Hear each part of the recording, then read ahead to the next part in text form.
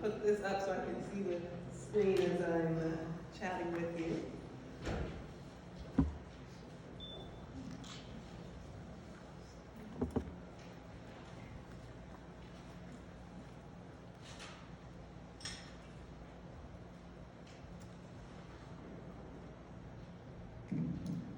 So good morning. My name is Melissa Jones. I'm the Executive Director of BARHII. BARHII is the coalition of the Bay Area's 9 governmental public health departments. Is anyone familiar with us already? Yeah, okay, good. Thank you. Next slide, please. BARHII was founded when 4 city public health directors who had grown out of social movements from the 60s were looking at differences in life expectancy across the Bay Area. The differences are very substantial. They are in the lowest income, majority person of color neighborhood in the city of Oakland and the highest income, most affluent white community in the city of Oakland 10 years. They are, for the similar demographics, in the county with the biggest difference in life expectancy, 17 years. They are absolutely transformative for many people. They are the difference in your grandchildren. They are very large. And BARHII was founded to focus on the roots of public health. When public health was working at a scale that could address this kind of massive difference in life expectancy. And that scale was, if we were talking 150 years ago, mass sanitation, right? Mass public policy investments that transformed life expectancy in a massive way. Mass immunization, following that transformed the number of children who lived into adulthood.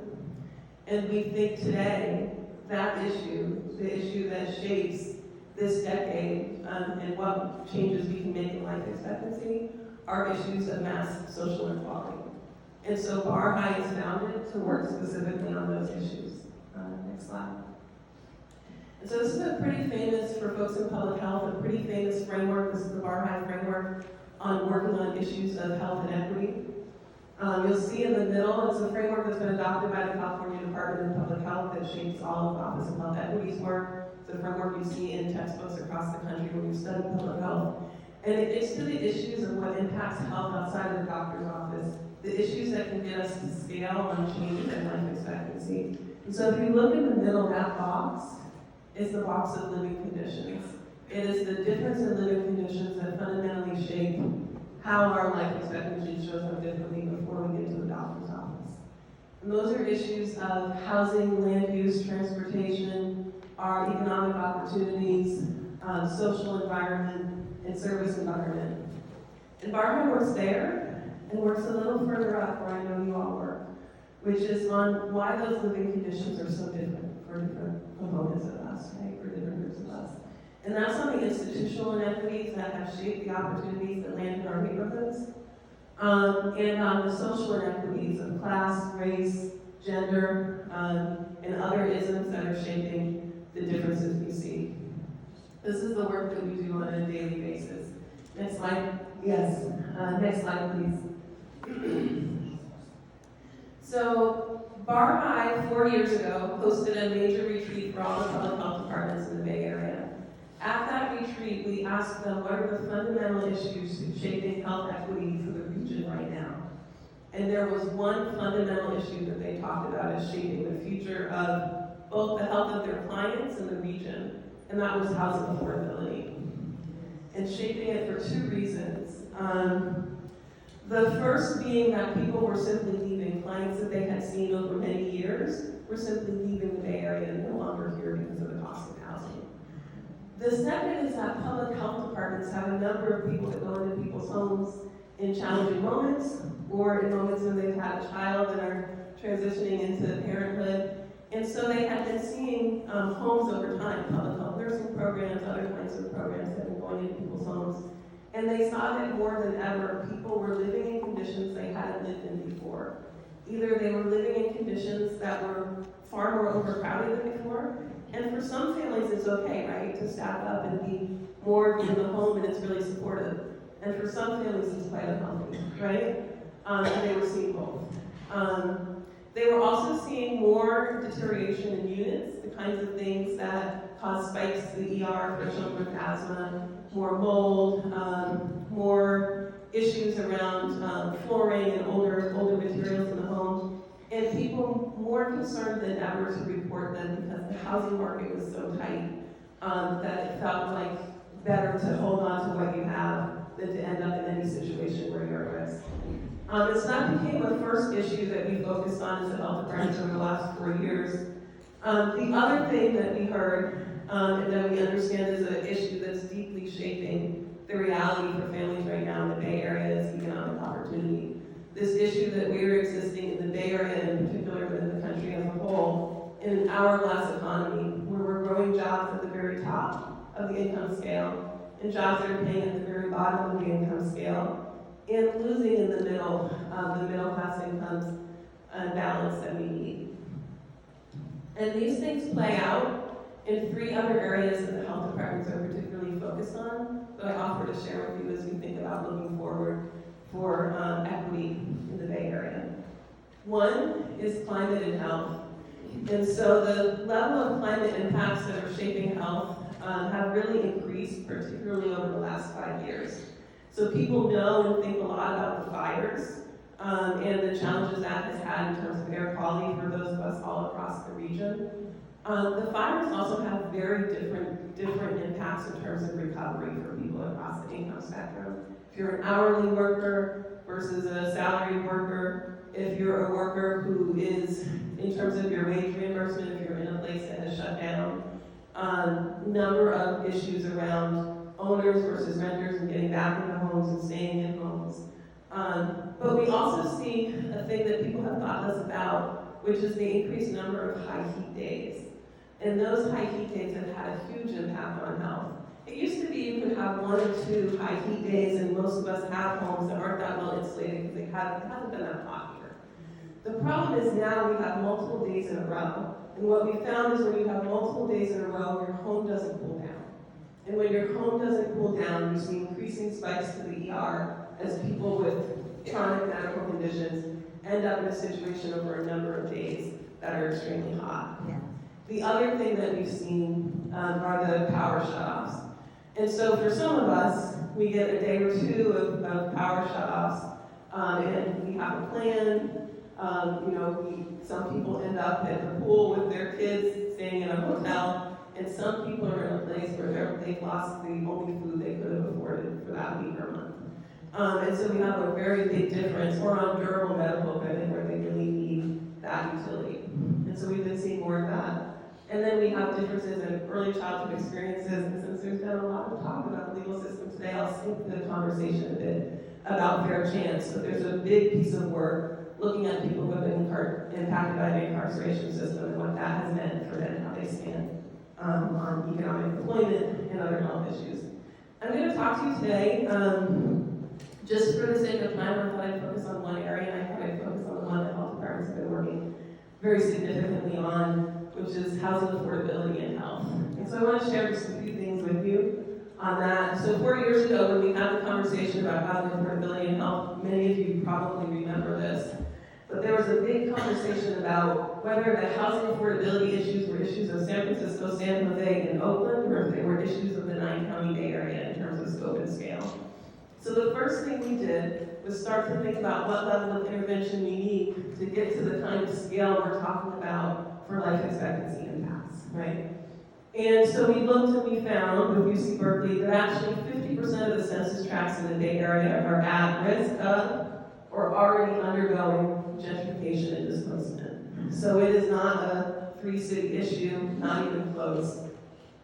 It's a very substantial issue, and it's a very substantial issue with demographic impacts that are different. And in particular, different for communities that have been known really as the base of building out inclusive democracy in San Francisco, Oakland, and other places. And so what we've seen actually in the Bay Area is that for African American communities, the African American community is declining in all of the 9-county Bay Area, except for in Solano and East Contra Costa counties, which means that one of the very important places for the future of equity are in Contra Costa and East Solano counties. so it's a pleasure to speak after you. Because it was really an inspiration to see both your appointment and then your election. Because it's been so important, we do a lot of work focused particularly on Solano County around housing, which is one of the places where people are still moving, either because they've gotten some money together to purchase their first home, and it's one of the first places that you can, it's one of the last places in the Bay Area you can do that at any level of reasonableness, or because the apartments are a little bit cheaper. Next slide, please. The impacts for families really at every income level is very substantial on housing. And this is why it's such an important issue for health. For households making less than $35,000 a year, we're looking at nearly 90% of those households being housing cost burden. I'm going to talk to you about what it means for health in a minute. For households making between 35 and 50, it's 72% of those households. So it's really still the vast majority. And for households making even up to $75,000 a year, they're at 40%. Back to, thank you. They're at 40% of those households also being dramatically housing cost burden. It matters because what we know for health, let's see one more forward, is that low-income households, in particular, that can comfortably afford their housing, are spending 1/3 more on food.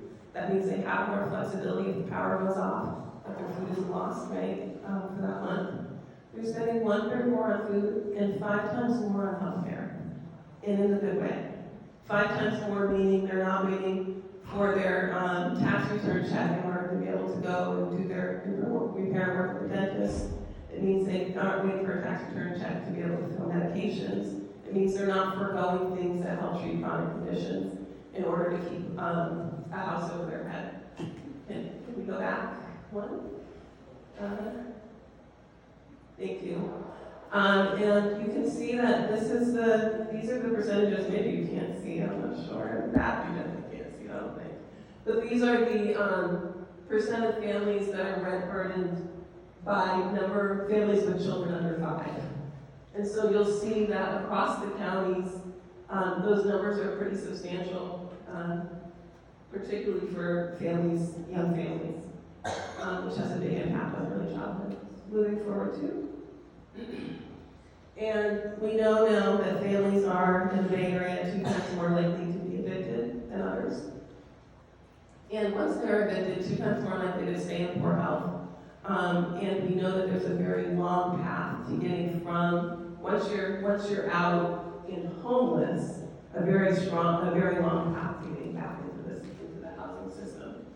The roots of the crisis, I think, are not surprising for any of you because I know the League of Women Voters has done a lot of thinking about housing.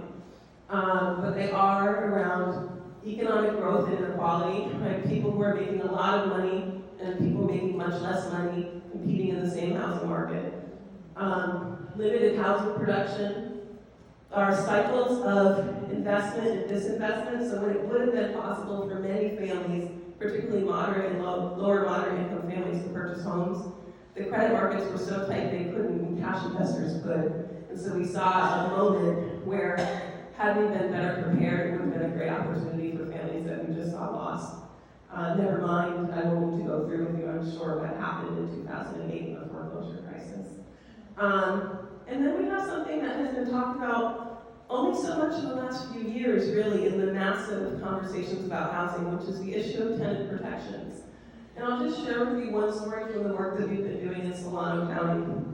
In Solano County, Vallejo, probably one of the most beautiful cities in the Bay Area, right? Beautiful homes, ferry ride from San Francisco, but a long commute by highway that still keeps it as a relatively affordable community in our region. We had a property group, Reliant Properties, come in, purchase 2 big apartment buildings right across from Kaiser, if you know that area by Strawberry Hill. Served everybody in those units with a 60-day notice of a doubling of their rent. Totally legal. Totally. Legal there, totally legal. Legal there because it's not a community that's had as much formal organization over time as San Francisco or Oakland. You know, it's a community where many people are moving that can benefit from those protections. But we've been working with a community group that's cared about housing in the city of Vallejo for a long time. And we worked to help them identify resources to hire a community organizer, and so they had somebody in place. And so they went to the mayor, and they went to the council of Vallejo Housing Justice Coalition, and they talked about what was likely to happen to those families. And they used the data around what the health impacts are likely to be to win a temporary moratorium on rent increases above 10% that stopped that doubling of rent. And that temporary moratorium held until the statewide anti-rent gouging legislation passed that limited the rent gouging to 5%. It meant that a lot of families stayed in their homes that I think otherwise would have been homeless. It is a really hard time to suddenly need to change where you live and find some place you can afford. And it's really about that imbalanced power and participation that allowed that to be a possibility in the first place. We think it also sent a very important signal to other investors that you can't flip whole properties in a way that could have suddenly changed one of the last places that's really affordable in the Bay Area for rent. And so we've been staffing for the last 2 years an equity kitchen cabinet focused on housing for the San Francisco Foundation, focused on the 9-county Bay Area. And we've come up with something that you've probably heard now. That's a strategy that's about getting to scale on what we need to have housing that really is going to promote health. It's called the 3 Ps. It's tenant protections, the preservation of affordable housing, so housing that's currently affordable that can change at any time, like the properties I just talked about in Solano County and Vallejo, and producing more affordable housing. And so we have a strategy that community organizers from across the region have come up with that have estimated how many housing units we need, how many families are in a place where their housing could be suddenly changed at any time, even if they were paying their rent on time out month or all year. And I think that there's a lot of people who don't realize how many families are in that precarious position of, one, either paying their rent on time and still being evicted, right, which is legal in many, many places. Or in a position where one partner could lose a job and have a period where people are a paycheck away from being out of housing in a very expensive place. And so this model of thinking about tenant protections includes both some standards so that you can't suddenly have rents spike in a kind of gouging way that we saw in some of the North Bay after the fires and that we see often in the more southern parts of the region related to the tech industry. But also to have some protections in place so that if people do hit that one bump in the road, that there are resources available to them that keep them in housing. Because it's better for their quality of life and it's cheaper for the public system to not have people end up homeless and need to get back into housing than it is than the alternative. And then the other thing is, as people are facing issues around eviction, particularly people who have paid their rent, to have right to legal counsel, because nearly all of their landlords move forward with legal counsel. The housing preservation strategy, it was interesting to hear the conversation about co-ops and collectives, because we think one of the really positive ways about the next economy is this question of collective ownership. And housing co-ops. Yes, and housing co-ops we think are a really interesting solution. We have, I'm from Boston, where we have a whole neighborhood that is one of the best places in the city to raise a family that is a co-op that has existed for the last 30 years and has been a strong, growing community for us there, where you can acquire, including at lower incomes, can acquire property and hold on to them and hold limited equity that grows over time. During the foreclosure crisis, a similar model was started in East Oakland that's been operating there. And there's a model that's been around for 20 years in Berkeley that's operating and beginning to expand in areas of San Jose and Solano County. And then the last is the production of new affordable housing. There's a number of bills that passed from that kitchen cabinet that I talked about last year that would support the development and capacity to do some regional measures that would allow for housing affordability, more funds for affordable housing. Next slide, please. Next slide, please. And go back one. And so I will just say that our model is really based on this idea that strategic partnerships and community organizing, so it's nice to talk to you all today, are what can bring us to the level of scale we need to get to the social issues that are creating the life expectancy Yeah. differences that we have today. Next slide, please. Next slide, please. Next slide, please. We're going to skip on that. And so, just back one. Since I know some of you in this room also, back one more, just to the next slide.